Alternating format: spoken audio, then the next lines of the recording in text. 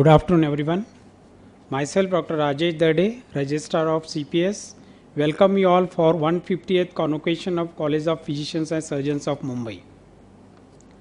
Respected President of CPS, Dr. Girish Mendarkar, Vice President, Dr. Venkatesh Giri, Dr. Kavita Mendarkar, Controller of Examination, Dr. M.J. Jasawala, sir, Deputy Registrar, Dr. Naresh Alreja, all Honorable Council members, all the dignitaries and dear friends.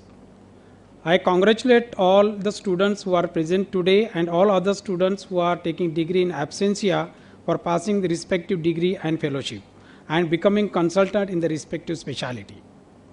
Today we are conferring diplomas in around 838 candidates and conferring fellowship in 72 candidates. So total 170 in present and absentia. Rest of the candidates in diploma and the fellowship, they are in absentia.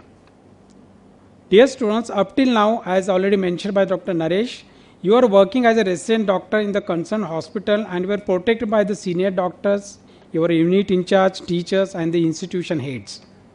That means you are under protection. But henceforth, after this degree, you will be the independent consultant and responsible for the management of the patient. Therefore, you have to work with responsibility. As already mentioned by Dr. Venkatesh also, ethics, you all should do ethical practice. You should be loyal to your patients and your colleagues. Communication, this is the important aspect of our practice. You all should learn how to communicate patients and the relatives. This is very important point when you are starting your practice. This is going to reduce almost more than 80% of your litigations in the practice. Explain all the steps, procedures and detail about the patient to the patient and the patient's relative. Most of us, what we do is we lack this communication so that patient doesn't know, patient's relative doesn't know what you're going to do. So you should waste your time, give some time for the communication.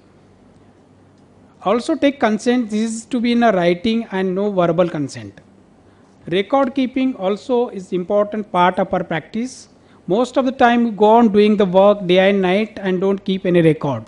But this is going to, if you keep a record, this is going to help for the long term. That is whatever it may be, either indoor or OPD record. Record keeping is an important part of the good ethical practice.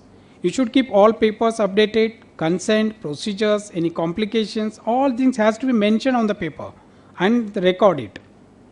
If we don't know which patient is going to sue in the court of law, so that's why always thinking that each and every patient might come in the future, so you have to keep the record. Nowadays reporting daily and monthly reporting to the competent authority. This is also one of the part of practice. This is compulsory for everyone, especially for the radiologists and the obstetrician and the gynecologists. You have to do daily reporting, monthly reporting to the concerned authority. Display all your degrees and all the permissions of the hospital in the OPD at a visible site is on the very important point for the practice. Display all your rates, how much charge you are going to charge for the OPD, minor, major procedures and the operations. This is must nowadays to avoid the litigations. And remember one thing, limitations. You have to develop yourself gradually to acquire good skills in the subject. That you already done in 2 years, but still you are learning. We are at this stage also, we are all these people who are sitting on the stage and myself, we are learning. So we are the student throughout our life. So example, surgeon and the gynecologist doing simple procedures initially, after many years become competent and does more complicated surgery over the period of time. That means he developed mastery in that subject. And this applies to other subjects also. If you think any patient is complicated, take help of your seniors, take help of your person who is doing good job, or to the higher center. Refer such patients. So you should know your limitations, up to what level you can manage the patients and what level you have to refer to the consultant or your colleague or senior or to the higher center, so that the patient will be managed properly. In short, you should know your limitations. So all the people sitting on the dais, including me, are the product of CPS and have gone through all these stages to reach this level. Many of our students are leading practitioner, as already mentioned by Dr. Venkatesh, at Taluka and district places. At present also in Maharashtra, all the taluka places and district places are more than 20, 30 specialty doctors who are doing a really very good job. Few students are doing good job in the foreign countries also.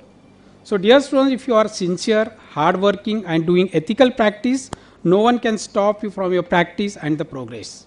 So once again, I congratulate you all and wish all the success in life. Thank you. Jai Hind, Jai CPS.